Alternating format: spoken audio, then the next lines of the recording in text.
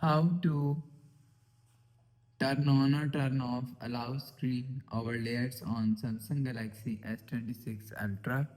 So let's start the video. First of all, go to app library. Now here, so click on settings app. Now in settings, scroll down and click on developer option. So after click on developer option, scroll down and search allow screen overlay on settings from here. Scroll down and search from here.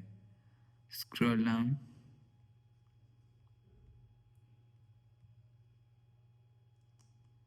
You will see allow screen overlays on setting is here. So if you want to turn off allow screen overlay on setting, so turn off this button. So after turn off this button, you will see allow screen overlays on setting is turn off. So if you want to turn on or allow screen overlays on settings, so turn on this button. So after turn on this button, you will see allow screen overlays on setting is turn on. So you will turn on or turn off allow screen overlays on settings from here.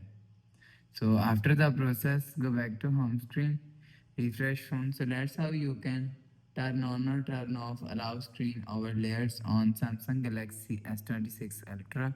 So if you like the video, please subscribe. Thanks for watching.